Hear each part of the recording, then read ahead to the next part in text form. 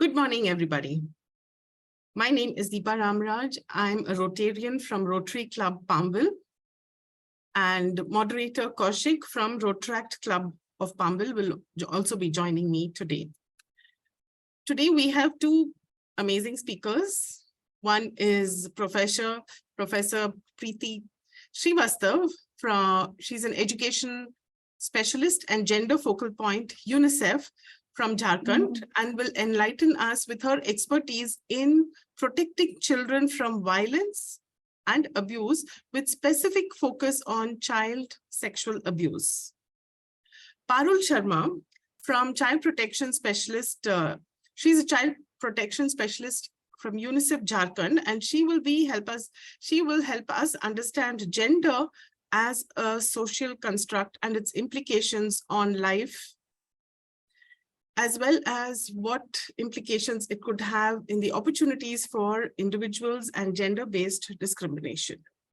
So very warm welcome to everyone. I now request President Rotary Palmville, Rinki, as well as other presidents to color themselves. And the meeting is called to order by President Rinki. Meeting called to order. Over to President Rinki for any welcome address that she would like to provide us. Thank you, Deepa. A very good morning to all. On behalf of Rotary Bangalore Palmville, I welcome each one of you to this enlightening speaker session. It gives me immense joy to welcome two young and dynamic ladies from UNICEF today, Parul Sharma and Priti Shrivastava, who have contributed immensely in their area of work of child protection, education, gender discrimination, etc. We salute their commitment to working towards these social causes. Welcome, Priti and Parul. Thank you for coming. Welcome to this session and thank you for joining us. I'd like to extend a very warm welcome to the presidents of our partner clubs, Rotaractor Sakshi from our partner, Rotaract Palmville, President Varsha from Lake World, President Gitanjali from eConnect. We have other Rotary members who have joined us today. So a very warm welcome to all of you. A very hearty welcome to all the Rotaractors who have joined us today. And to all other Rotary members from our club. All family members and all friends who are able to join us today. A very, very warm welcome to all of you. So Sagarika has just joined us today. A very warm welcome to Sagarika, who's also the president of one of our partner clubs, Bangalore Social. President of Sri Lanka Club, Ashan Abhi Vikarma, I see you have joined us. So a very warm welcome to you too. So hearty welcome to all those who could make it today and who have joined us today for this amazing speaker session. So very warm welcome to all of you. Thank you. Thank you, Rinki. Thank you, Rinki. Rinki, I'd like to request you to please share the four-way test poster. Over to Toshi from Rotary Club Palmville to tell us about the four-way test.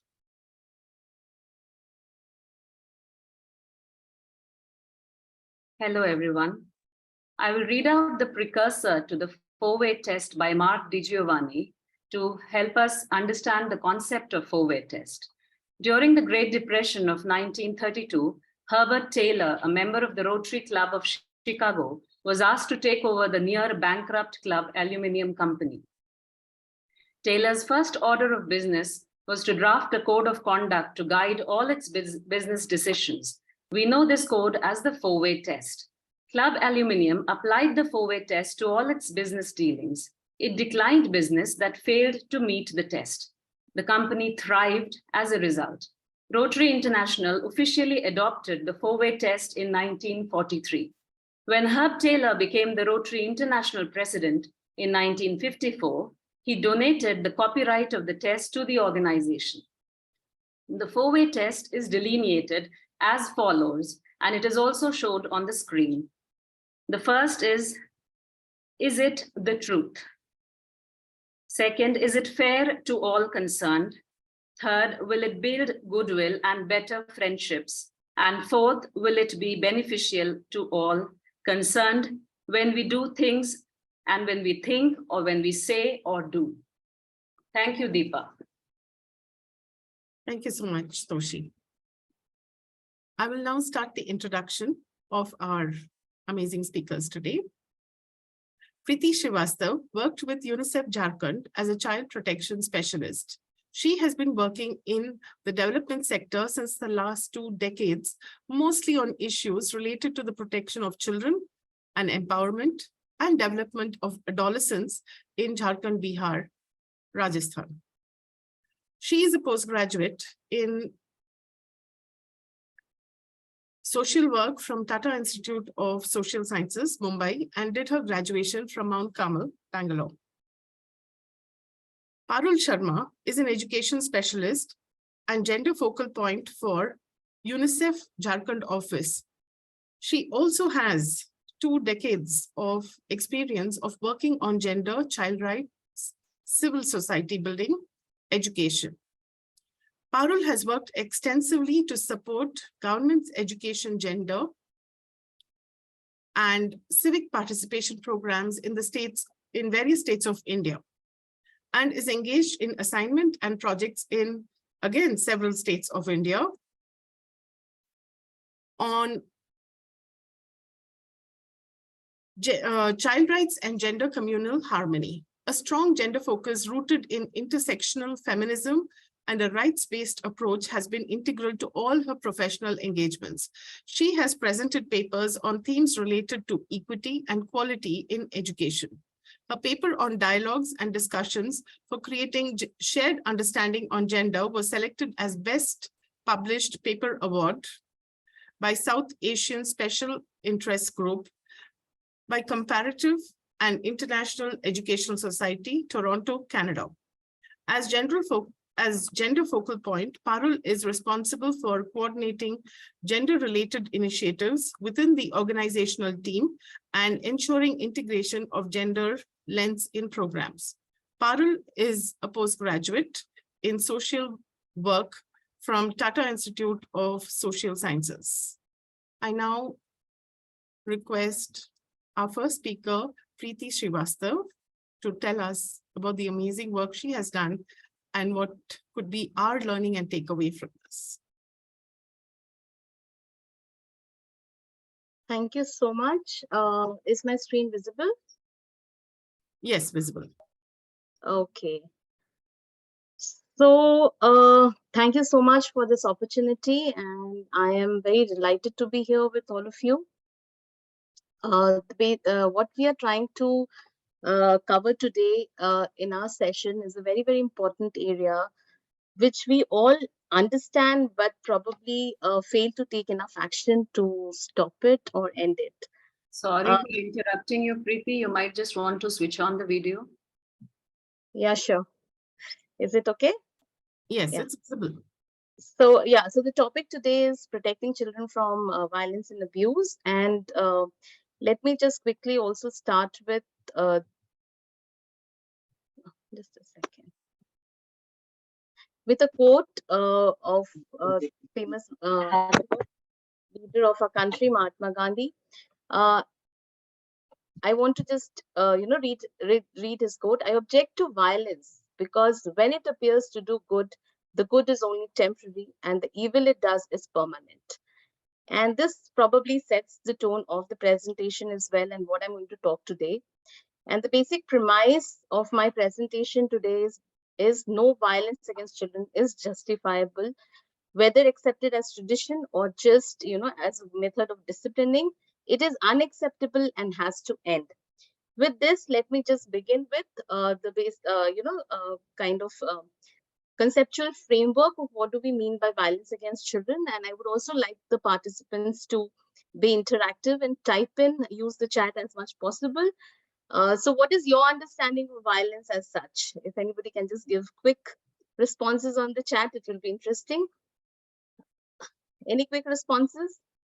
Your understanding, what do you understand by violence against children?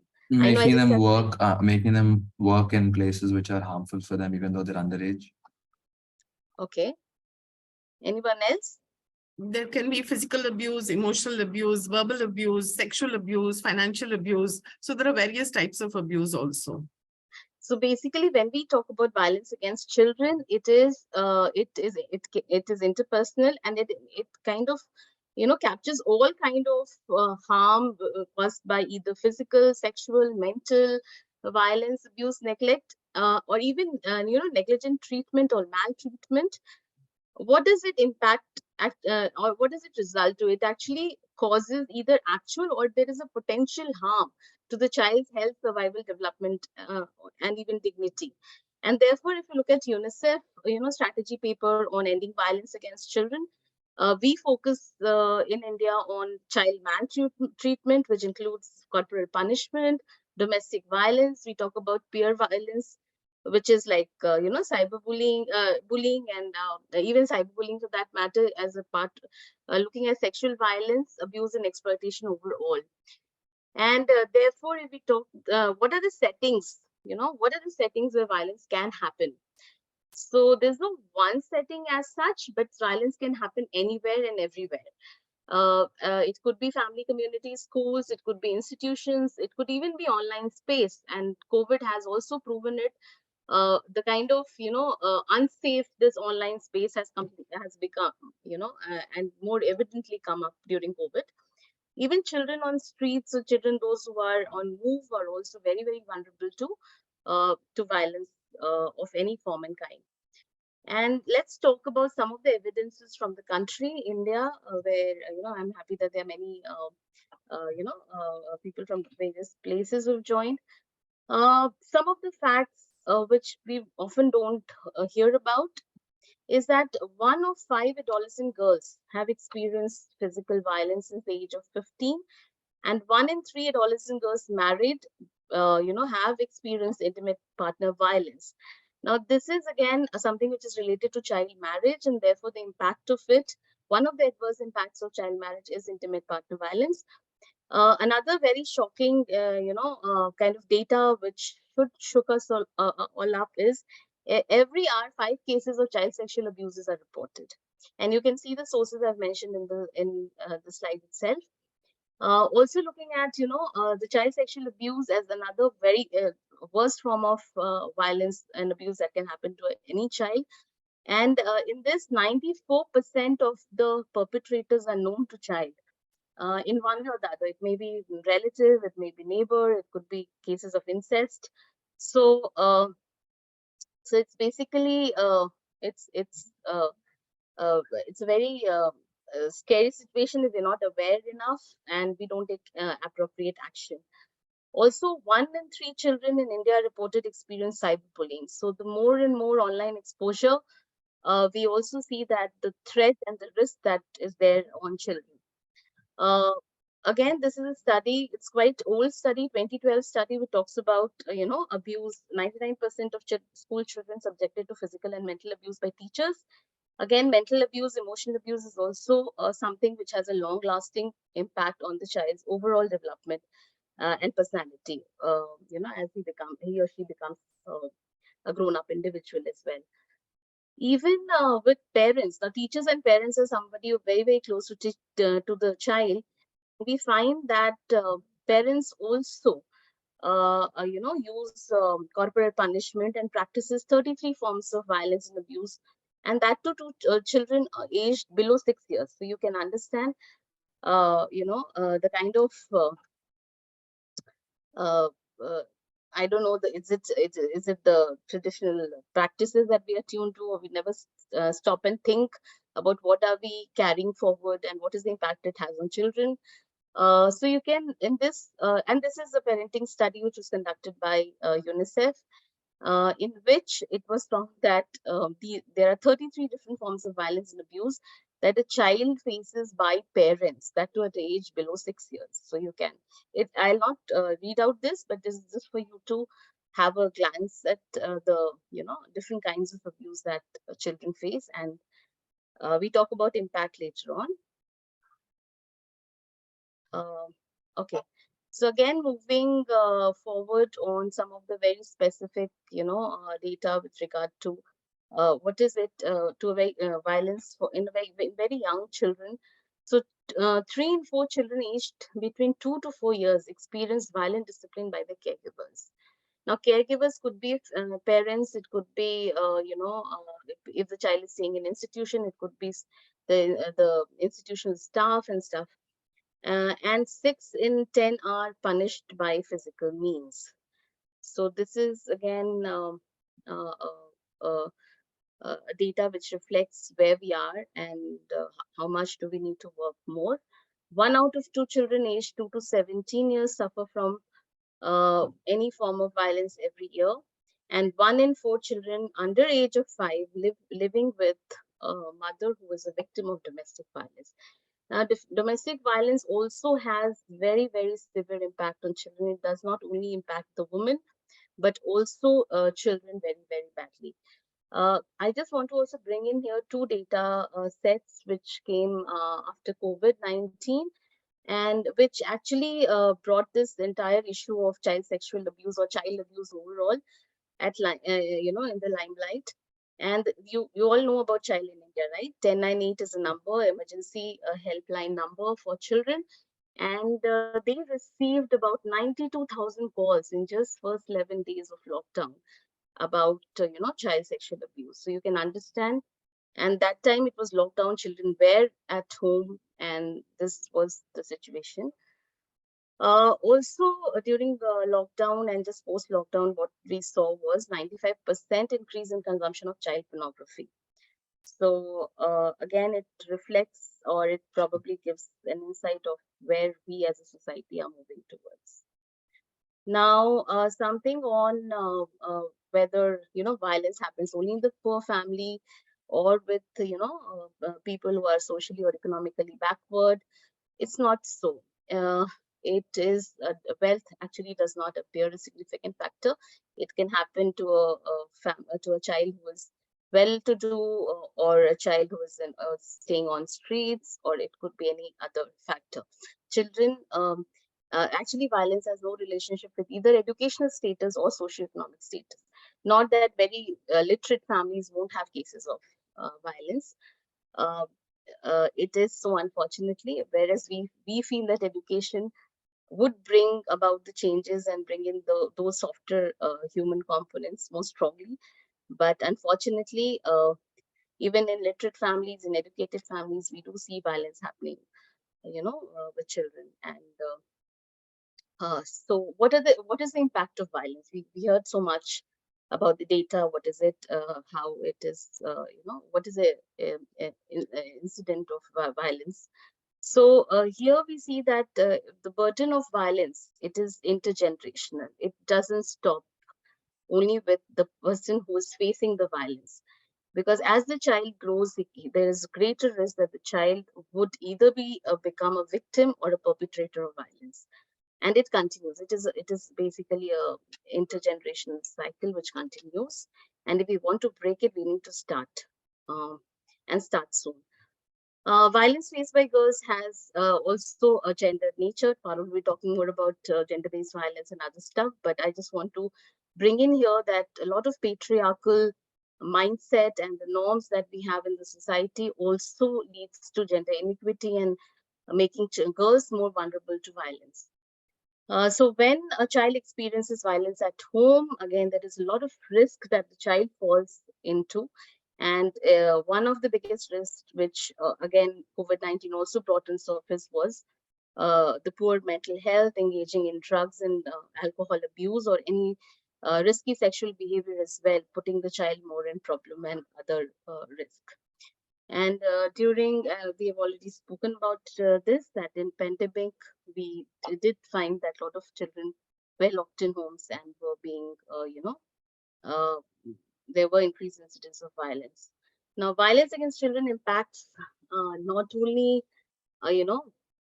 at a personal level, but it also has an economic impact. And across the globe, there are more than 1 billion children who are subjected to various forms of violence, and it costs world economic US $7 trillion annually, because it has an implication of overall development of a child, as we saw in the third slide, which spoke about, what is the impact of violence on the health, education, overall development of the child. I just quickly want to come to the child sexual abuse, because that is another area of focus area of discussion for today.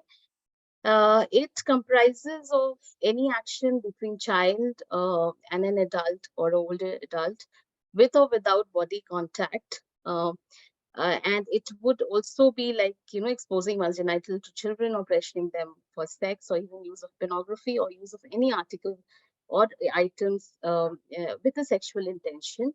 And this is very clearly also brought about in the legislation of our country, which is POCSO. But before we move to the act, I would like to also talk about some of the myths which we should all be aware of if we want to prevent sexual violence. One myth that we have is that only strangers abuse children sexually, which is not so. We have seen in the data. Child sexual abuse can never happen in one's home. Again, this is another myth.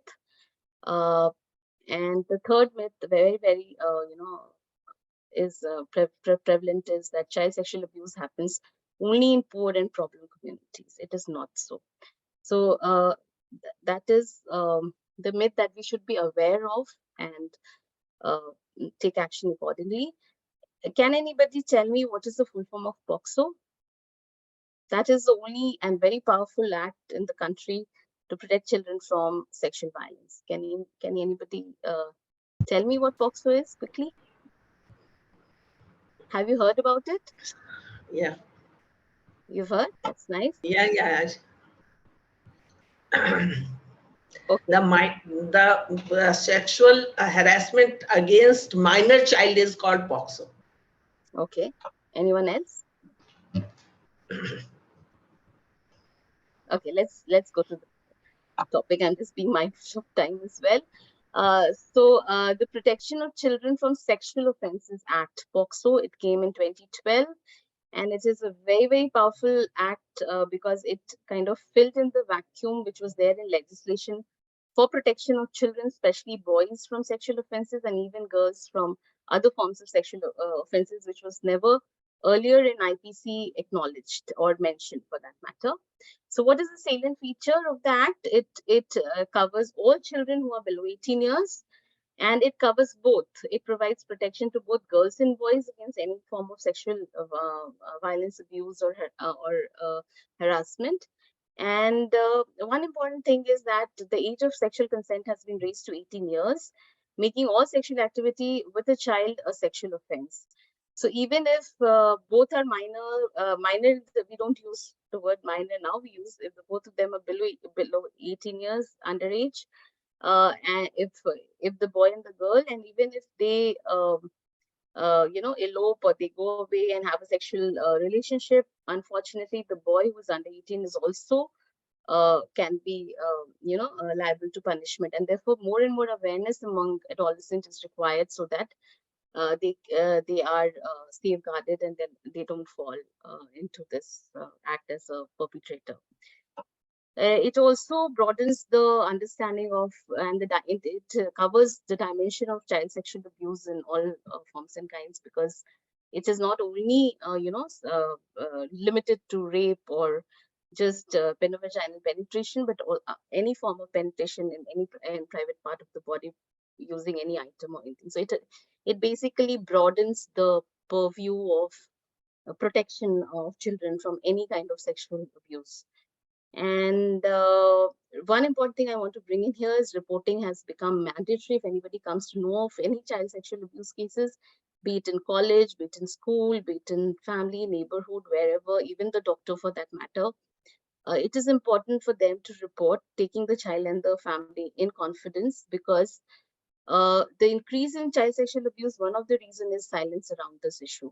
And therefore, it is it's made mandatory so that the perpetrator could be brought under the legislative, under the legal purview, and it could be prevented. Such actions could be prevented. Privacy and confidentiality of the victims is of paramount importance in the entire process. And also there are special provisions where the entire trial takes place.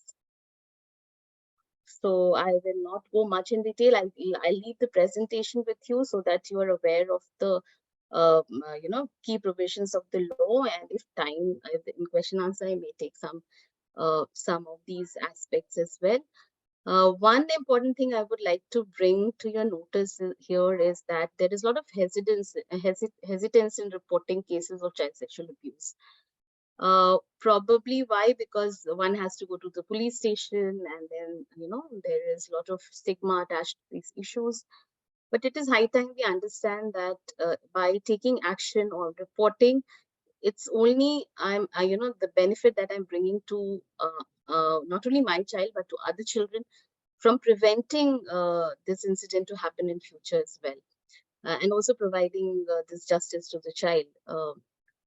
And therefore, this provision has been brought in Act that the statement of the child can be recorded at any place which is of choice of the child, and preferably by woman police officer not below the rank of sub-inspector and not in uniform. So this is a very, very child-friendly friendly legislation, and it's important that all of us know about these so that we can ensure these provisions are followed.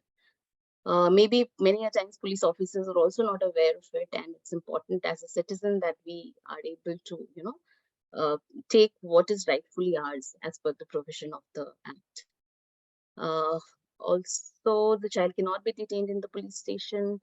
I spoke about the police officer also must ensure that the child at no point of time come in contact with the accused, and therefore it is there is a provision of in-camera trial and other provisions as such.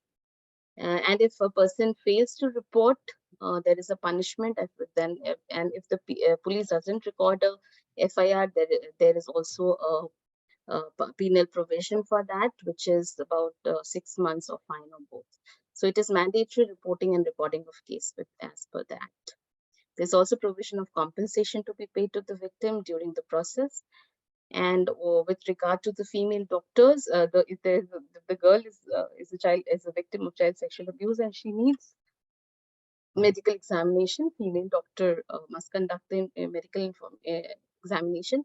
And the female doctor is not there, there could be any acquaintance with or anybody who the child feels comfortable with to be there in the not only in the hospital with her in the room, but also during when her statement is being recorded by the civil the magistrate. Okay, so what's the time? How much time do I have?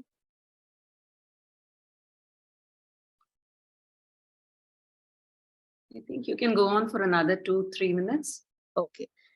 So this I will not be talking about. I spoke about basic areas which which is there in the law, which anybody should know.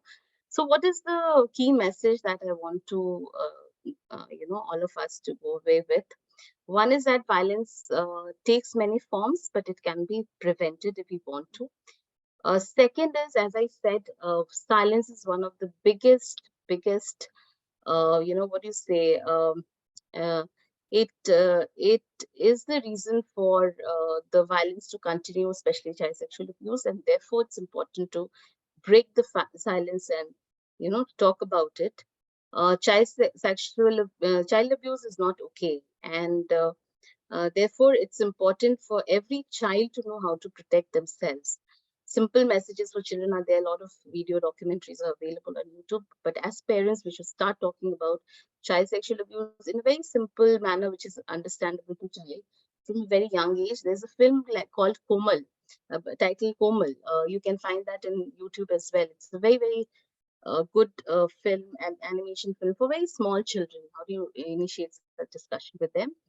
Most perpetrators of child sexual abuse are known to the child, and therefore it's important for the child to know and know about how to protect what is child sexual abuse and how he or she can protect herself or himself. Child abuse is not the child's fault, and therefore the stigmatization around this issue needs to end as soon as possible. It is the fault of the perpetrator, and the perpetrator needs to be there in all of our minds, rightfully, that it's not the child's fault. And the children should not be ashamed or afraid to tell anyone what happened to them. Physical evidence of child sexual abuse is often difficult to spot, but and therefore prevention is very important. Talk to your children about sexual violence. This is the first step towards ensuring their safety. Teach your child to say no, to scream, to run away when found in an uncomfortable situation. These are very simple messages which every child should know. And also help your child to identify safe adults in home, in school, where they go to play, or wherever. I mean, there should be somebody whom the child trusts and can inform. And perpetrator will continue to abuse if the crime is not reported, as I mentioned. And therefore, it's important to dial and report the case. It can be 1098, it can be 100, it can be the Child Welfare Committee of your district. It could be the police, the Special Juvenile Police Unit. There is a special welfare police officer deputed in every police station who could be reached and who was specifically trained on this issue to respond to children. A child might be afraid, not an adult, and therefore report the cases of child sexual abuse. Seek out for help, and a child is protected when the family, community, police, school children themselves know about violence and can take action against it. And therefore, just report. There are various forums. There is also an NCPCR forum, where it could be reported. There is a violence is preventable, and it starts with me. I would now like to, request Deepa to play that video, and if you are convinced that violence is preventable and we should start action today itself, let's also try and pledge, with the video as we see. So over to you, Deepa. Thank you. Thank you.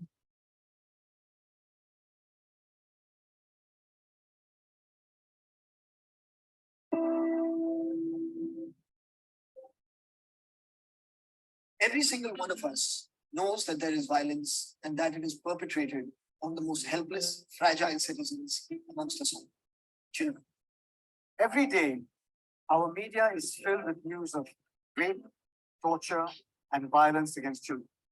Violence against children threatens the lives of more children than any other life-threatening disease. Violence is never the answer. It breaks your child's trust in you. Violence against children is no way to show concern or discipline. Children trust easily, and that trust must never be broken. Children deserve a serene childhood without humiliation, suffering, and violence. For a problem so big, you're always wondering where to start.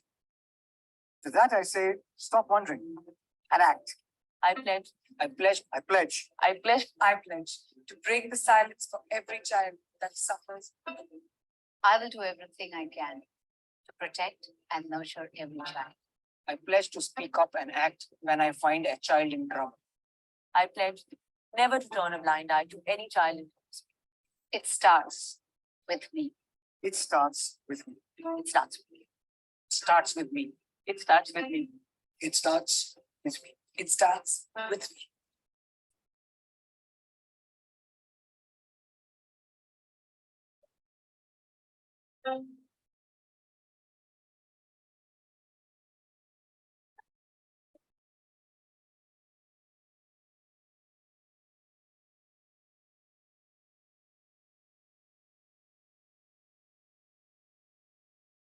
Thank you so much. So this is all from my side, and I hope it was useful for you.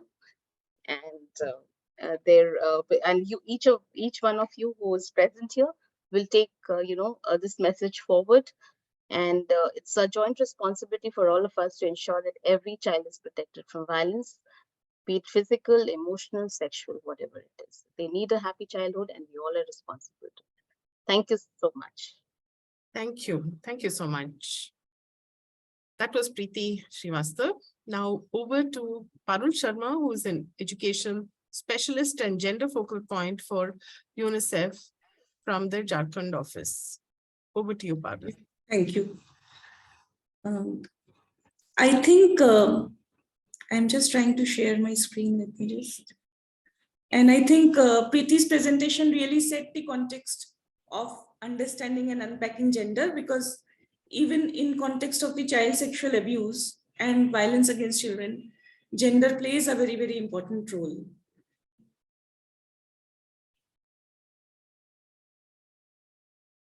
Is my screen visible? Yes. Yes. So just to begin talking about gender, it would be interesting to see that who are the people who will benefit from understanding on gender. Any thoughts?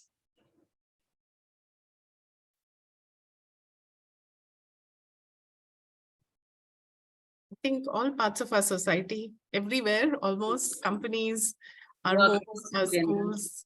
Yeah. Just put it in the. So we see that there are a lot of notions. For example, people think that gender awareness is important for women, for say people who are working in gender, for governments, but it is actually important for all people, including children, people who are married, who are single, who are non-binary individual, corporates, women in paid employments, women who stay at home. And it has implications for people across the spectrum of our society. Why gender is so important? There are various reasons for this. Gender is one of the most critical, most important factor that determines our identities. If we think and reflect about our own childhood experiences, the fact that whether we are boy or girl, we are not even talking about non-binary individuals, because that is something which is also very much prevalent, but there is much less is said about non-binary individuals. But our being men, women, boy or girl, it starts impacting, having implications on our experiences right from the beginning.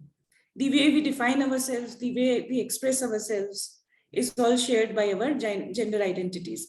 Others' expectations from us are also shared, are also shaped by our gender identity. If we are, the way we are expected to behave and conduct ourselves with others, if I am a woman and I have guests who are coming over my house, so it will be expected that I bring tea, I bring snacks, I kind of make all the arrangements to make them comfortable and happy. And this is learned very early from the childhood. It is also seen that even girls as young as 6 start pleasing people who are visiting their home by smiling, by talking more, whereas boys are more, may choose to be a little more reserved. Our expectations from others are also shaped by our own gender. For example, if we look at our mothers or our sisters, the kind of expectations we have from them will be very different from the kind of expectations we have from our fathers, brothers, spouse, male spouse. Opportunities are shaped by gender. The kind of career we will choose, whether we can choose to stay in our parents' house after marriage, or we have to go to another person's house after marriage. What kind of professions are okay for me? What kind of professions are not okay for me are all shaped by gender. Standards of conduct. Something which is acceptable for a man may not be acceptable for a woman, and vice versa. A woman who chooses, who is say 23 or 24, and she is devoting her time in painting and drawing and learning to stitch, may not be atypical, but a man choosing to do the same will be considered, no good or feminine, and all kind of words will be put to describe him. And we know that similar gender norms are very restrictive in context of women who choose to work in fields which are not stereotypically linked with women. Our morality is shaped by gender. A boy leaving a house and not telling parents for a day will not be such a big moral issue. It will be considered something which is, it will be considered careless of him to be leaving the house and not telling parents. But in case of women doing the same or girls doing the same, it will be immediately linked to the character, the chastity and all sorts of notions. Privileges, what one can have and what, there are gender privileges. For example, as I was mentioning that a 23-year-old girl may decide not to do anything, not to engage in an occupation, but be at home, enjoy watching Netflix or do certain things which please her mind. But this will not be acceptable in case of men. Men have some other privileges which are not available to women. For example, a man who is coming back from work can expect his own working wife to make tea and keep the clothes and ready and engage in home chores, which he is not expected to do.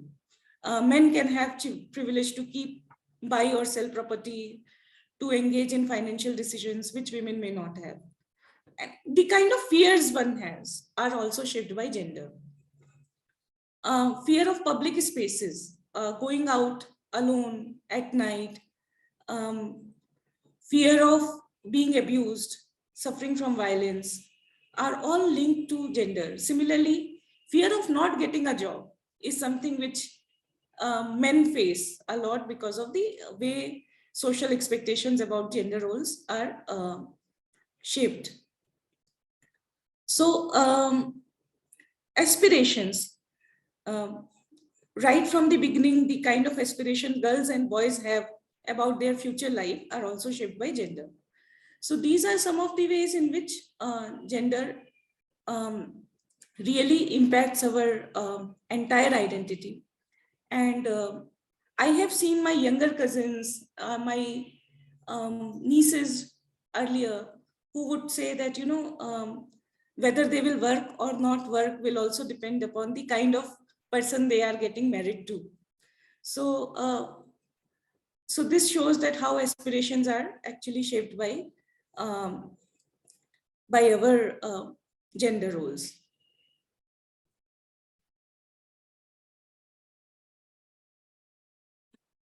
Able to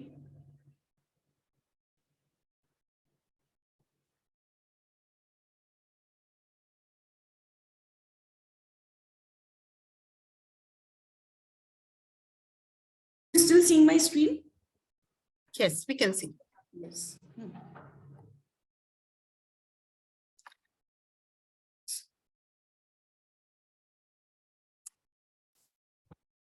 Extent to these factors are defined by our gender roles also has implications on economy, GDP, human development indicators, and a lot of other things. If we collate these factors, that, you know, if gender becomes more and more important in terms of defining our productivity, what kind of life we are going to live, what kind of behavior I can expect from others, so much of our life will be limited and restricted, and this will have implications on all aspects of economy, including the GDP, human development indicators.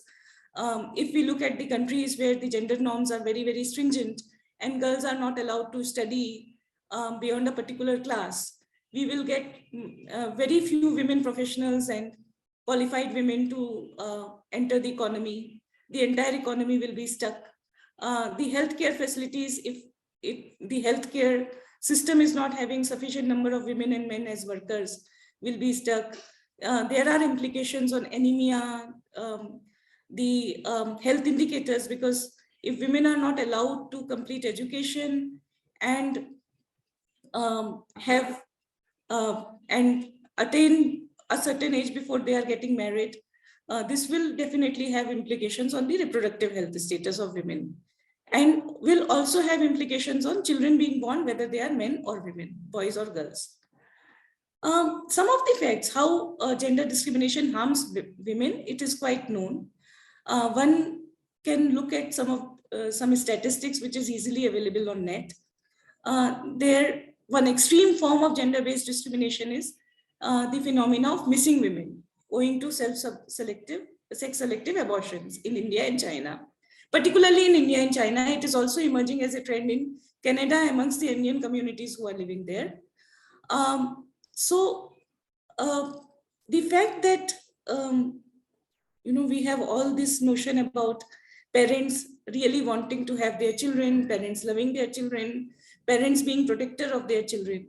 And when we see that parents are the ones who are choosing to abort their own children, it says a lot about gender-based violence. It is one of the most extreme forms of gender-based violence. Besides sex-selective abortions, there are many other prevalent practices. For example, if a girl child is not well, she is less expected to be taken to a medical facility.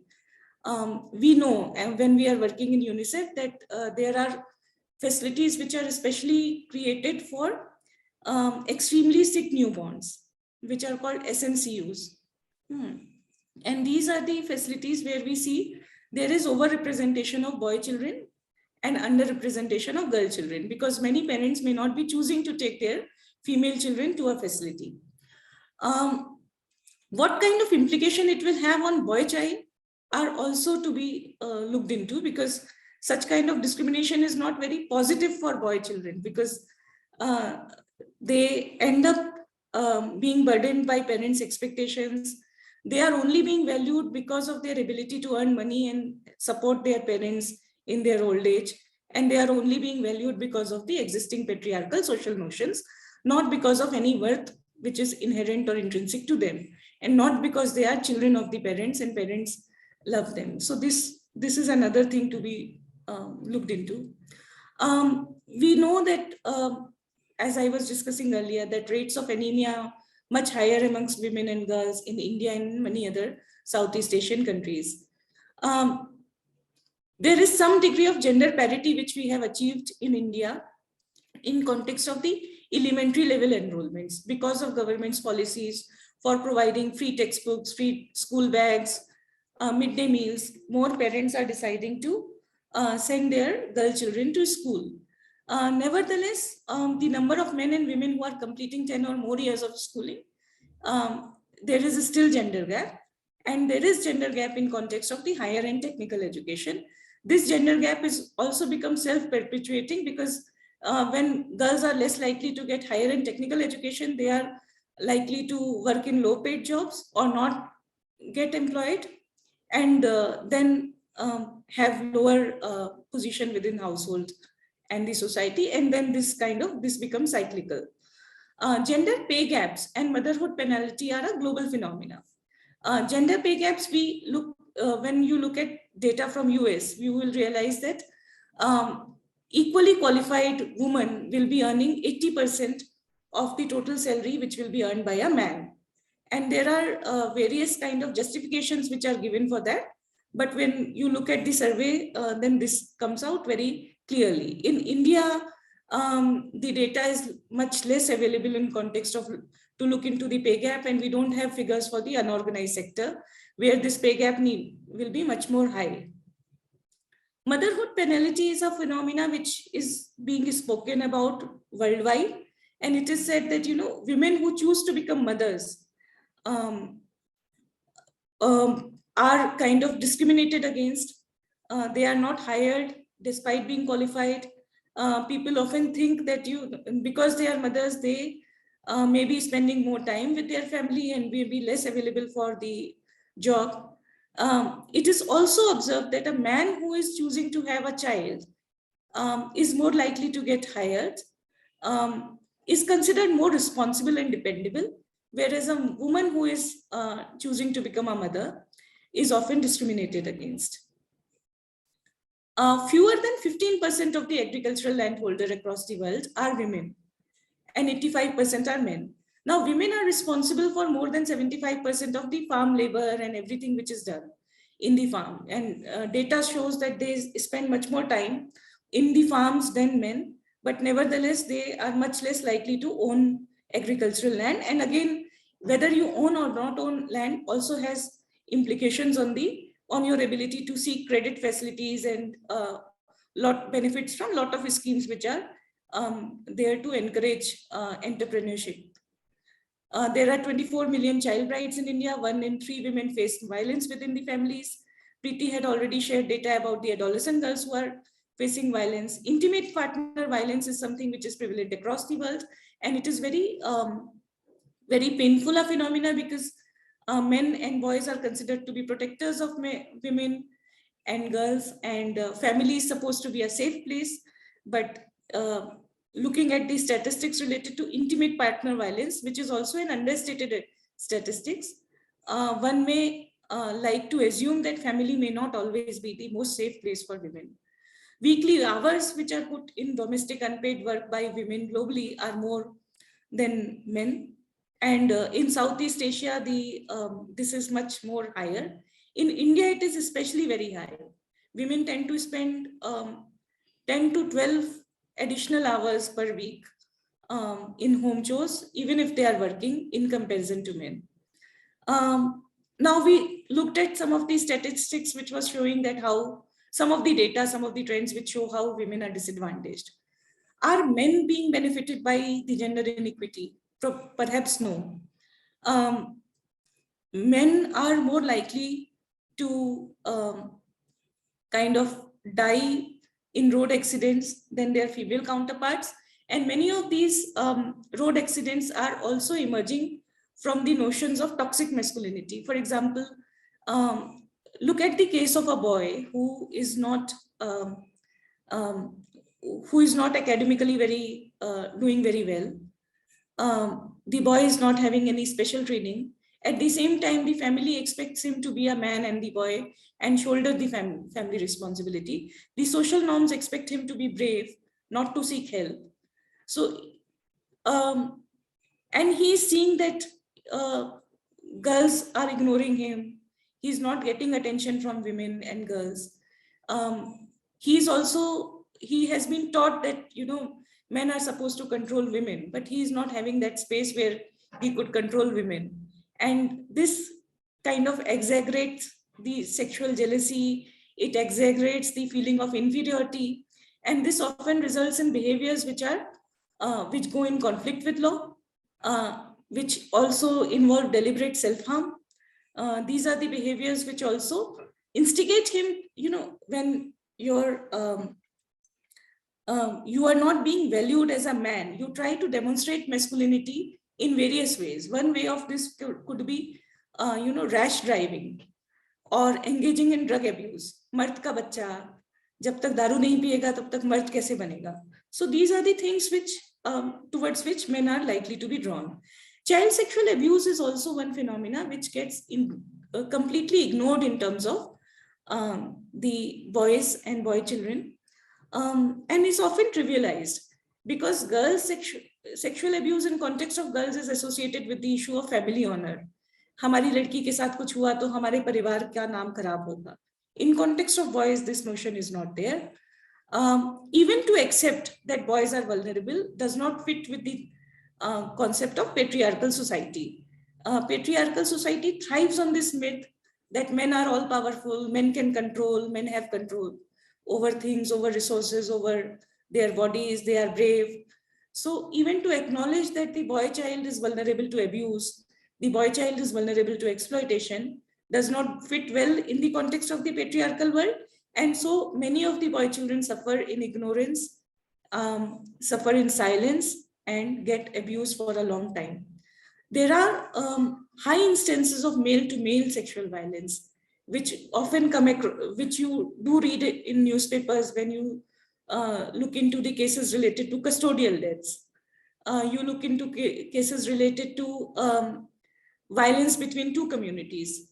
So often extreme forms of sexual violence is perpetuated by men against men, which is much less talked about. So the cost of inequity is really high. If we look at the global phenomena, it is said that probably the world economy is losing 7 trillion per year because of the gender equality. I was about to mention more facts here, but somehow I could only write these two things, that health and education indicators of the countries with skewed gender relations are poorer than others. If we look at the safety and well-being parameters, countries which are doing better on gender equality are also the countries which are more safe for all people, for men, women, boys and girls, for young children. So everyone thrives when there is equity. Now going into our own thoughts, our own ideas about what are the desirable traits of men and women. Would you like to mention some of the desirable qualities of women? For example, what are the words which we use to describe a desirable woman? Anyone? Slim, fair. These are our, traditional descriptions for women, I feel. Yes. Slim, fair. Any other thing about woman's quality which describe her?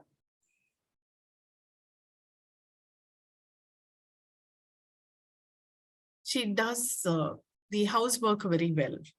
She does the housework very well. She is efficient in housework. Yeah. What are the desirable things about men?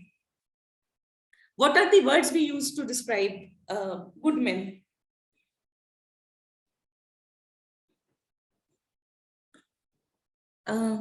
Anyone? Tall, dark, handsome. Tall, dark, handsome. Yeah. Earns very well. Earns very well. Yeah, that's what I mean. Earns very well. Macho. Muscular. Good provider for the family. Provider. Independent. So these are the terms which we usually use for men. Whereas we use delicate, feminine, inhibited, shy, obedient. These are the traits which are appreciated in context of women. So we have looked into some of the classroom practices across the globe. And it was realized that girls are more likely to be appreciated for neat handwriting. Girls are more likely to be appreciated for qualities like obedience, adhering to class rules, whereas boys are more likely to be appreciated for original ideas. One of the research papers I was going through mentioned that, when maths teachers are talking to a girl who is giving an incorrect answer, they are more likely to give her the correct answer. In context of boys, when a boy gives an incorrect answer, they are more likely to reason with the boy and take him to the correct answer. That, how did you arrive at this figure? No, what did you do? Then the boy kind of reflects and goes back, and then, so these notions are very deeply enrooted that, boys are supposed to be independent, they need to be good at mathematics, they need to be earning, they need to fight back, whereas girls are supposed to be quiet and inhibited. They are likely to be quiet. They are likely to be beautiful. They should, even in terms of beauty, certain kind of beautiful traits of beauty are appreciated amongst men, but not in women. A muscular and tall body is not as valued in context of women as in context of men. Now with the age of supermodels and with lot of media, tall women are kind of getting appreciated. But we have seen families back in 90s, when, if a girl starts growing in height, parents start, worrying that, you are growing little too tall. It will be difficult to find a man for you. And this kind of feeling is still very prevalent.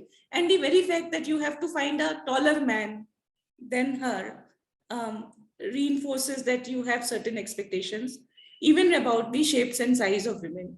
A mother from US who had written a blog was mentioning that she did not find well-fitted clothes for her growing daughters who were 8 and 10, because the clothes that were fitting to their height were too small for their overall body because of these notions about slimness and how girls should appear.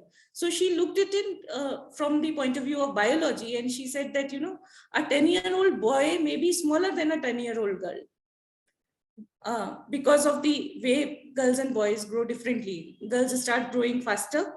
Later, there is a pause, and in context of boys, their height and weight starts increasing more sharply, say around the age of 12 and 13. So at the age of 10, mostly boys and girls are of similar shape and size. And it is also likely that boys will be slightly smaller than girls. But still, the clothes which were being designed were very, very small for girls, looking into the existing notions about the femininity and gender.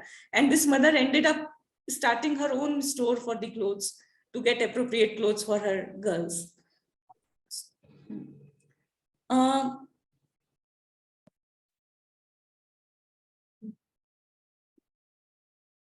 So are all of you familiar with these two terms, sex and gender? Yes? Anyone would like to elaborate or share thoughts?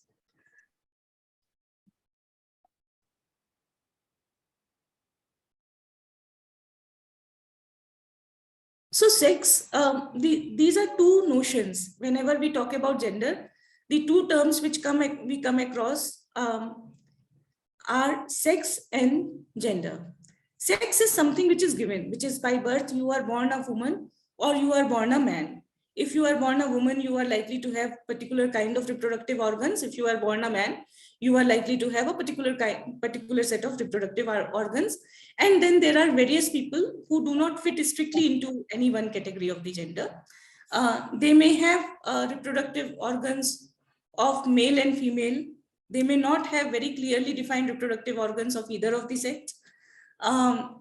They may psychologically feel like women, but may have a male body, or vice versa.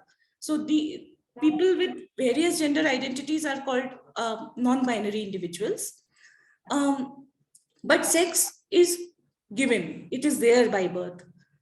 Sexual characteristics do not change with your economic status, culture. Sexual characteristics are also very, very functional. They enable you to reproduce. They enable you to live a life which kind of optimizes your potential.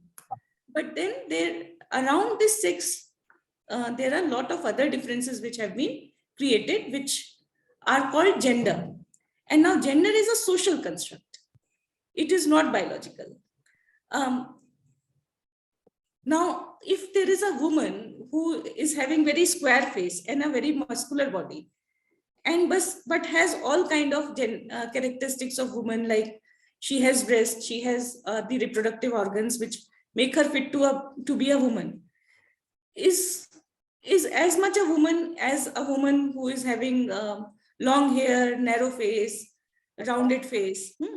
But nevertheless, people will brand that woman masculine woman because they have started associating having muscles and having a square kind of face with masculine images. So she will be branded masculine. So these notions about masculinity and femininity are very, very socially created, and they are often not aligned with our sexual characteristics. Now, gender as a social construct evolves with our socialization. From the very beginning, when a girl child is born and people start describing her as sweet, nice, cute, they also start talking to her. We have a lot of nursery rhymes. We have a lot of poems in our own local languages, which talk about marriage, which talk about a prince coming and taking the girl. We have the Cinderella stories. So these are all the things through which we kind of end up socializing the girls into a particular kind of role which they are expected to play. Similarly, we also kind of start socializing the boys in certain kind of roles which they are expected to play. Sex remains consistent.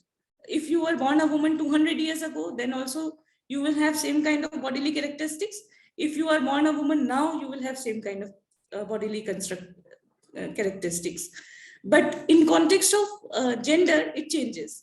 What was considered feminine 200 years ago may not be considered feminine now, and what is being considered feminine now may not have been considered feminine, say 200 years ago. if we look at Ramayana and Mahabharata serials, we see that a lot of men are wearing jewelry. So it was perfectly appropriate for men in those days to wear jewelry, but now it will be considered feminine.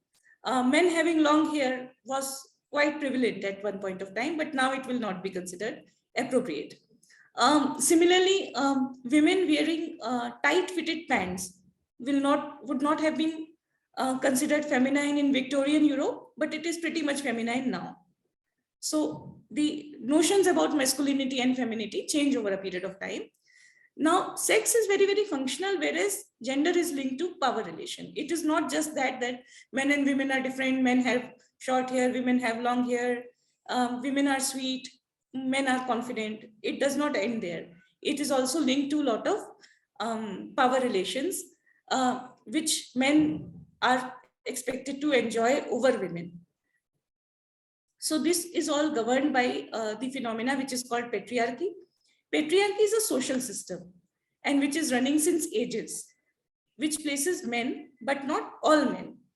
Any kind of discrimination, for example, racism, depends upon exaggeration of differences between two groups like black and white, and minimization of differences within the group. So in the patriarchal system, we see men as being holding power, but when you unpack the men, it is mostly the middle-aged, upper class, heterosexual, neurotypical, which means that men who do not have autism or any kind of different kind of mental or physical characteristics are at the center of all decisions and have more power and privilege over women, non-binary individuals, persons with disability, neurodivergent persons. By neurodivergent, we mean people who have different kind of brains. Some of the people are born with autism. Some of them have, say, cerebral palsy. There are people with learning disorders. So these are the persons who are called neurodivergent persons, economically and socially marginalized persons, and children. So this entire society is, which is built on patriarchy, puts men, especially the middle-aged, moneyed, socially acceptable, richer men, at a pedestal, and then tries to design everything according to them. For example, designing of workplace takes into consideration that the average worker will be a man who will be having roughly this height and who will be most conveniently available between, say, 9:30 to 5:30. And the workplace is not designed keeping in view a woman who is likely to have children or will be involved in caring functions. Workplaces are not also designed in keeping in view the needs of men and women with disability. So most of the things in the society, the way our roads are structured, the way our traffic and buildings are structured, are designed keeping in view the needs of men. And then we see that there are many more public toilets for men than for women. We see hardly any places where people can breastfeed their children in public spaces. So, and this system operates through complex system of social and legal structures, social norms, religion, and values. There are instruments of patriarchy. One is sorry, Parul, just to interrupt you, we are a little short of time. Okay. Would you like to have some, we're short, we can't do much question answer also. So how would you like to take this? Let me go to the next few slides and I will wind up in 2 or 3 minutes. Is it okay? Okay. 2 minutes, please.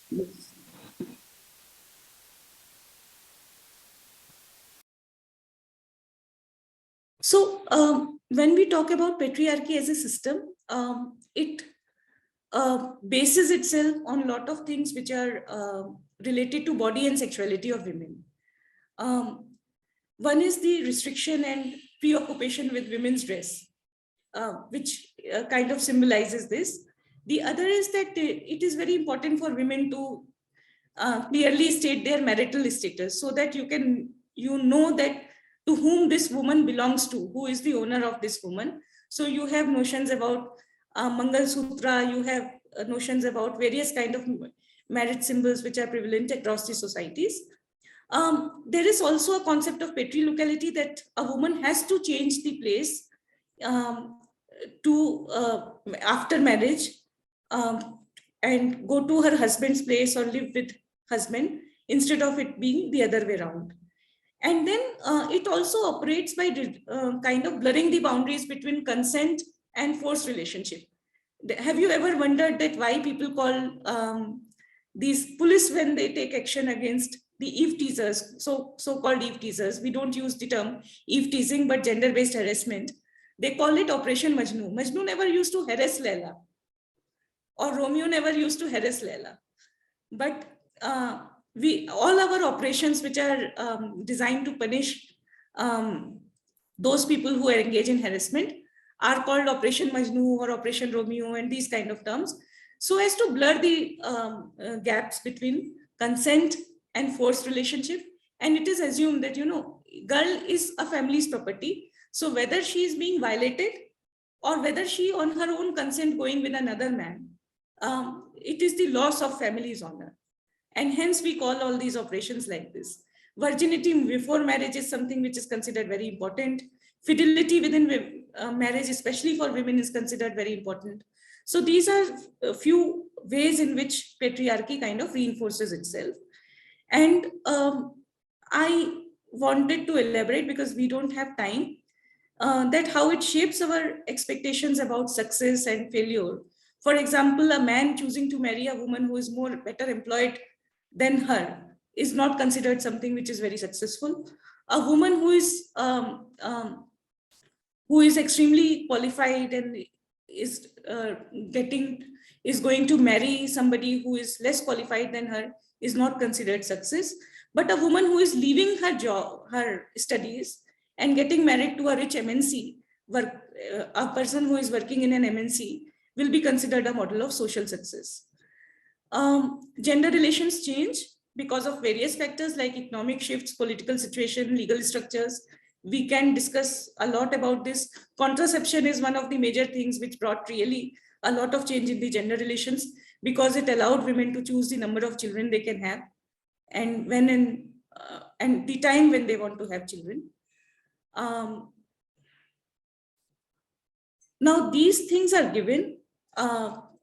If we look at why did these things emerge, there are various economic theories which say, one of the most prominent economic theory talks about the fact that at one point of time, men and women only used to have survive based on their immediate food and surroundings, whatever was available to them. But with agricultural progress, and once the instruments and agriculture and hunting were discovered, hunting instruments were discovered, it started emerging that men and women not only can eat today, but can also save resources for the next generation. And then this concept of ensuring that the child who is born to me is my own child came into being, and the concept of family emerged, and then the gender division of labor emerged. And this led to formalization of patriarchal structures. So what we can do about it, this slide mentions some of the factors, because the gender-based notions emerged because of some certain economic situations. Now the economic realities have changed. There is a lot which we can do. One is ensuring constitutional provisions which are not being implemented because of lack of workforce, poor judicial structures, not having understaffed judicial structures, lack of people in the police, more men in the police than women. So ensuring that constitutional provisions are in place, leveraging from the technological advancement, which has allowed us to commute, to work, to share, to have safer neighborhoods, gender audits, looking at a space, whether it is a hospital or a road or a building from the gender perspective, gender budgeting, looking at the government budgets and looking at how they are contributing to or not contributing to women's empowerment, women and men's empowerment also, working with men and boys, amplifying the positives. We have a lot of positive role models and how we can amplify them, questioning our own biases and looking at gender as a continuum, not thinking that, the world is divided between men and women but men may have a lot of feminine qualities and women may have a lot of so-called masculine qualities, and there are a lot of people in between these two genders, and collectivization of women and girls. So these are some of the things which we may look into. Over from my side. Thank you. Thank you so much, Priti.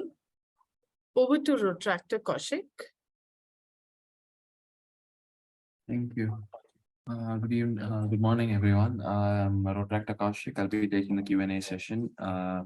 If anyone has any questions, you can unmute yourself and ask the speakers, or you can post it in the chat and I can ask one of the speakers.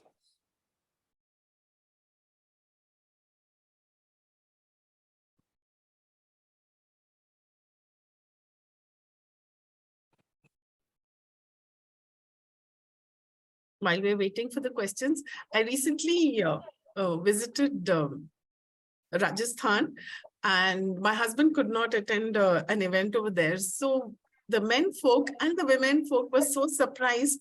How come I'm traveling alone without my husband? I found it so strange going from Bangalore, maybe from South India. We don't have this.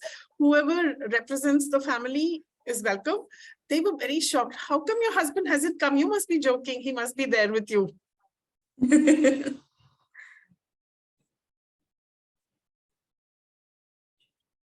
seems like no one's.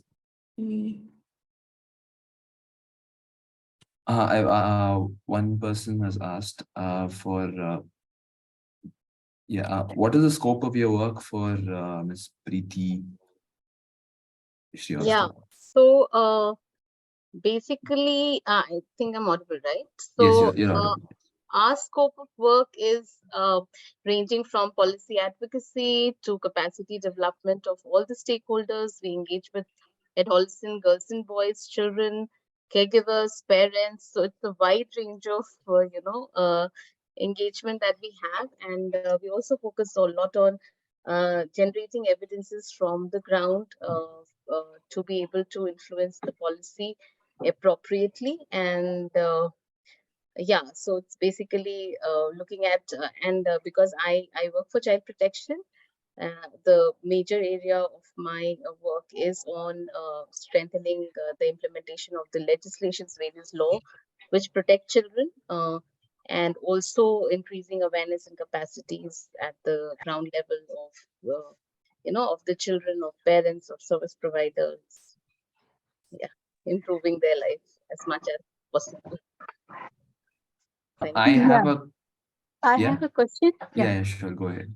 Yeah, sorry. First of all, thank you so much, Rinki, for the invitation and to be partner clubs for this event. And Preeti and Tarul, it was really very enlightening session. Thank you so much. As someone who does a lot of work in Jharkhand, especially in the tribal belt. In fact, we have our partners, Basmati Biroa, who is also attending this session.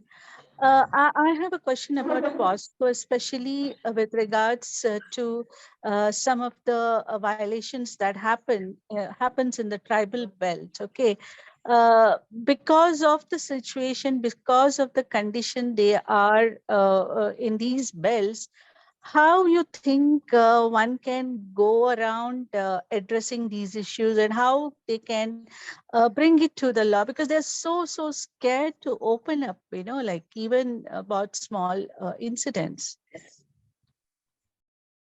So it's basically, see, I feel awareness in local language, demystifying the legal provisions as much as possible for people to be able to understand and make use of it, and also empowering them through that, building their confidence that they can report and they will be supported, and therefore working with the service providers simultaneously.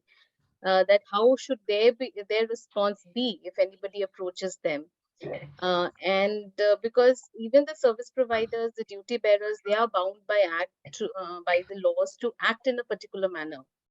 So what I feel is like making messages as simplified as possible in local language, spreading the information as much as possible, and also informing them the importance of coming forward and reporting, or taking collective action, because it is that issue may be of a particular child or a particular family, but that doesn't mean that others could still remain protected. If an incident has happened to one family or one child, there's possibility it would also affect others as well. So therefore, that feeling of collectiveness is also important. And in Jharkhand, we have been working with Jharkhand State Livelihood Promotion Society, with the block level women collectives, even the women federations and the SHGs, to to do this exactly, and I've seen changes happening, like, and the power that these women collectives have to bring that kind of change, and that too in one of the tribal district of West Bengal, which is a very tribal dominant block. There we saw that how women collective was able to take action against a teacher who was abusing children in school. Priti, we have lost you. You're not audible, ma'am. It's not just for me. No, she's not audible. I don't think she can hear us either. Yeah, I think we should. Priti, we can't hear you.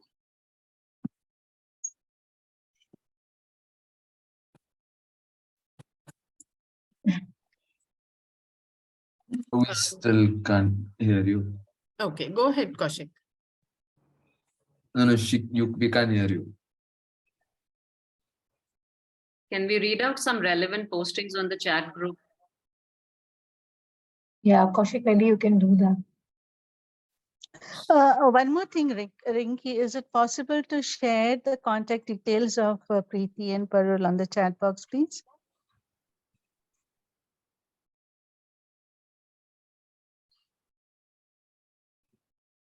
Rinki, you are not audible now. You're on mute. Toshi, you can share their number in the chat box, Priti and Parul's number. Yeah. So Gitanjali can connect with them. Hello, Johar, everyone. Can we get the records of this session? Actually, we are traveling to Chaibasa. So we couldn't hear properly some of the parts. We'll share the recording with you. Thank you, ma'am. Yeah. Yeah, thank you, Basmati. Basmati is what I was saying. In fact, she is from West Singhbum, about which Priti was just talking about. Yeah. Okay.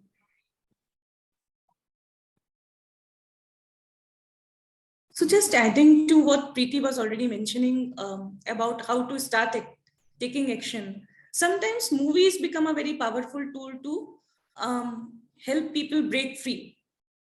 So we have seen that, talking about child sexual abuse or talking about the gender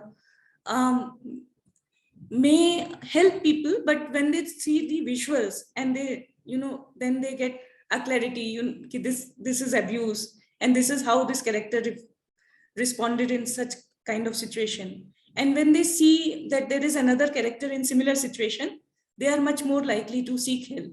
So movies can be a very powerful tools. Putting things displayed. So the violence perpetuates itself because there is a lot of silence around it. It was interesting to see, for example, I came across an example from Australia and also UK, that they have made the guidelines about seeking help in context of domestic violence available in Hindi and lot of other Indian languages, knowing that there are a lot of Indian immigrants who are living there, and similarly for people from Africa and other countries. So the very fact that those guidelines are available in their own language and they are available in handy forms helps people to take steps. So one way could be showing movies. Another way, as Priti was rightly mentioning, will be putting those guidelines into actionable formats. If I take the example of education, we say that, निशुल्क शिक्षा का अधिकार है आपको, but निशुल्क शिक्षा का अधिकार does not really mean anything to a parent. But if I say that आप अपने बच्चे को किसी भी समय पे स्कूल ले जा सकते हैं, स्कूल वाले आपके बच्चे का बर्थ सर्टिफिकेट, उसके डिटेल्स मांगे बिना उनको पहले आपके बच्चे को एडमिशन करना है और आपसे कोई फीस नहीं लिया जाएगा. So this message is much more clear and comprehensible for them. So unpacking information and laws is one good idea. Yes, Parul, as part of UNICEF, do you have any ready material in local languages which we can try and spread across amongst the communities that we work with? Material in context of child protection will be available. Okay. Similarly, some communication material around education will also be available. Yes. Okay, okay. We'd love to get that. Yeah, thanks. Am I audible now or not? Yes, you're audible now. So basically, the whole idea is also to engage with the groups who are from those communities, and not only engage them through messages, but also have orientation program, interaction, understand what are the prevalent social norms which is there. Some of them are progressive, some of them may not be. So that's how we engage, and then they further take those messages to the community. That's how we do work, and posters and all also helps a lot because it is pictorial and it also communicates well. Thank you. Thank you for the part-wise answer, even though you're in some trouble. I actually have a question. It's more of a practical one. Now, suppose I were to report something I've observed or I've seen in maybe in my neighborhood or wherever I go. What kind of action or what's the timeline of what happens from that date on, like from that time on? I mean, because I'm asking because I mean, like we can report. I mean, we can, if we know how to do it, we will do it. But the only stigma goes back saying, what are the actions that, when we see these kind of things happening in other countries like US or UK, they have strict actions, and you even see, videos of people, they have a separate court for this. Like even if you can even go through the law, but in India we don't. I mean, I'm not sure if we do, but we have that stigma saying that even though we report, nothing is being done. See, Kausha, thank you for this question. Very, very important question. One I feel is that we have this child line 1098, and action is taken. Is supposed to be taken. Within 60 minutes, the child line staff is supposed to reach the child wherever the child is, and it is an emergency child line services across the country. Unfortunately, at this point, it is going through transition. Now it's from Childline India Foundation. It is moving on to the ministry. So the state governments are taking it up and trying to develop that model. What you're talking about exists in US, where there's a number and everybody can call, and they will be attended by the staff who are in the government system. Now this Childline works at the it's basically run through NGOs. So that is the difference. But still 1098 prevails, and they are, as per the protocol, expected to reach the child within 60 minutes. That is 1 hour, less than an hour. So that's number one. Number two is that those who are reporting can also keep their identity confidential. Nobody can force you to reveal the identity, but many a times what happens, it also fake calls. But that is the, that doesn't stop us from reporting at all. If there's a genuine call, we should definitely come forward and report. And that will further, help us to reduce the, the victimization or prevent the happening. For example, in the transit, if you see children being taken away from by an unknown person, and the children are looking a bit uncomfortable, you can just call and say that I expect that this may be a case of trafficking. I'm not sure. Or if you see a child working in a restaurant or anywhere, so that is something which you see, you feel that there is a situation like that, and you can report. So 100, 1098, 1098 is a preferred number, which is a child line number. Second is with regard to the courts you spoke about. So in India also, we have special courts for children, especially those who are victim of child sexual abuse. And these are designated courts, although they are not only designated for POCSO, like for child sexual abuse cases, but they are different from other courts. So there is a provision of special court, and this is across the country. Even Bangalore, there are special courts, and there is a provision of support person who can assist the child and the family throughout the legal process. So, and the case also needs to be disposed of within 1 year of the knowledge of the case coming into knowledge of the special court. So the provisions are very nicely drawn. Only thing is lack of knowledge among the citizen in general, and also among the duty bearers. So that causes the hindrance. But it is also monitored by the high courts. It is monitored by the Supreme Court to ensure that these provisions are implemented. And any citizen, if they find that it is not being implemented, you can reach out to your state commission for protection of child rights. It is there in all the state, and they are the ones who are mandated by law to take actions and protect the rights of children. So you should know whom to approach and where. So State Commission for Protection of Child Rights, you can find their numbers online. I mean, on the website, on the YouTube, or in the you can Google it and find it out. And the Child Welfare Committee is another body which is constituted in each and every district. You can report to them. You can report at by calling 1098 or 100. So there are various ways of reporting, but we should definitely report and not sit back silently. Thank you. A follow-up question on that, ma'am. So, does the work? I mean, does UNICEF also work on children that we see on roads? Like, do they count? Or do not count? That, like, is that also addressable? I mean, for example, if you go to any a busy traffic area, or there's a lot of traffic, you see some children on the road, right? Yeah. So there are children in street situations, and we do not directly engage with them, unfortunately, as of now. But what we do is we work with the state governments to have those guidelines and provisions, developed. For example, Supreme Court has mandated all the states to come up with a guideline and a program for rehabilitation of children staying in street situations or staying on streets. So there is, for example, a direction, and the state governments, all the state, in the country is working on those guidelines and directions.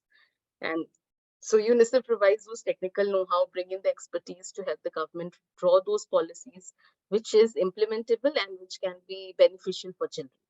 So these are the ways we engage. And in some pockets, for example, in MP and other places where we have urban programming, Maharashtra and all, there we working directly with street children. But in Jharkhand specifically, it is a rural engagement. So we work in communities and more at a district level and state overall. Yeah. That's yeah. I mean, I hope the state government takes further action soon. This is a very challenging area of work, because to find children again in the same location, once you start intervention, they will just move on to another place. So it is a very challenging area of work, and it is needed as well. But yeah, thanks. Just like to come in here, Kaushik, for a while. Yeah.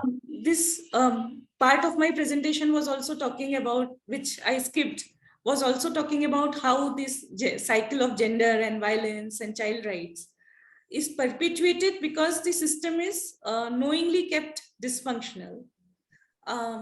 And it's not like that we are putting the blame on a particular government or somebody, but the fact is that in our public discourse, we and you and people who have a lot of power do not often talk about the fact that there are no roads, or we need this kind of facility, or we need, there should be an airport in this city. But there is very little discussion about the fact that we should have a fully functional police force, which is equipped with all kinds of resources. For example, many of the people, if you will look at to the fact that most of these states are having 40 to 50% vacancies in key departments, which are supposed to provide protective solutions for women and children. So they have huge vacancies, but there is very little public movement to get those vacancies filled up. The other issue remains is that most of these functionaries are not equipped with up-to-date training and equipments and facilities. For example, the police vans, if you will still see, are very old and depleted police vans and not the best of the resources. Because this is the way through which the system starts picking and selecting. You know, when you cannot handle all the cases, then you will have liberty to handle only the case of a privileged person and say that the others are in line and you will get back to them. So through this system, the patriarchal system, our constitution is providing equal rights to men and women. Our constitution is providing constitutional rights to children. But by keeping this system dysfunctional, we are denying them that rights. And through this, those who are having privilege and power continue to remain, continue to behave in a way they would like to behave and not take up the constitutionally. Now here comes the role of agencies like UNICEF and other civil society organizations, which are constantly working with the government and reminding them of the promises which they have made at the international forums and various treaties where they say that we will protect the child rights, we will ensure equity between the two genders. And Priti's role and my role also comes in context of helping develop those guidelines and preparing notes to kind of advocate for training of the workforce or equipping them with relevant resources, which can help them function well and ensure implementation of the provisions. Thank you. Thank you, ma'am, for that detailed insight on that topic. I think we've exceeded our proposed time. I'd like to hand it over to, I think, Toshi. Yes, thank you. Yeah, Toshi, for the vote of thanks. Yeah. Thank you, Kaushik. Before going ahead with the vote of thanks, can I please request all the participants to switch on their videos for a photo?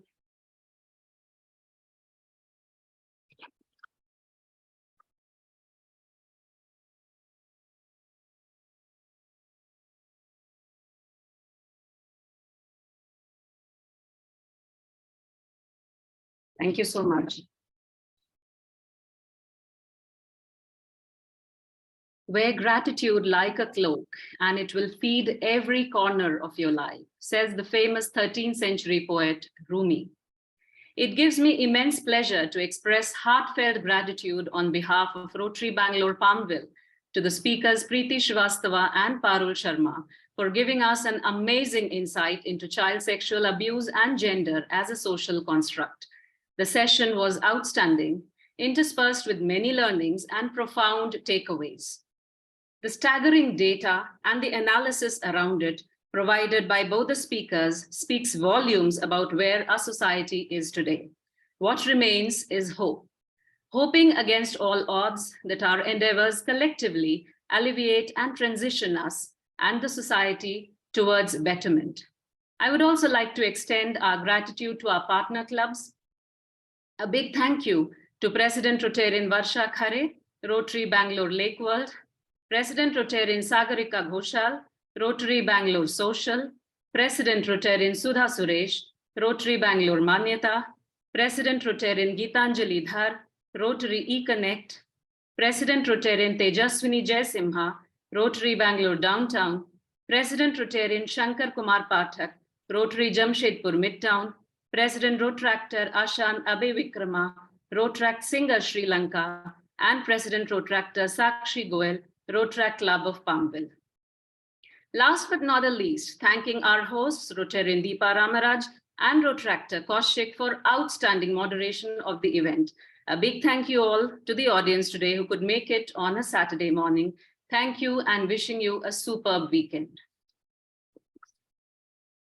Thank you, Parul and Priti, for this wonderful session, for taking time out. I know it's a very, very busy work schedule that you all have, but taking time out for us, and we are really grateful. So thank you so much for accepting our invitation. Thank you, Rinki. Thank you all. Thank you, everyone, for joining. Thank you, everyone. Thank you, Rinki. Thank you for joining, everyone. Thank you for partnering with us. Thank you. Thank you so much. It was very nice session. Yes, very, very relevant. Very, very informative also. I learned so much. It's it was mind-boggling. We have so much work to do. That was what was very apparent to me. Correct. Yeah. Now we know where to start. Yeah, there were so many statistics that came as a complete shock to me. 24 million child brides in India. I'm like still trying to get my head around that. Yeah. Yes. Thank you so much, Priti and Parul. You were amazing speakers. So grateful for the fabulous work you do. Thank you. Thank you, Priti. Thank you, Rinki, for inviting us to partner this fabulous event.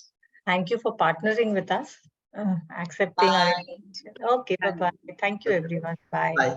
Thank you, everyone. From Johar from Jharkhand.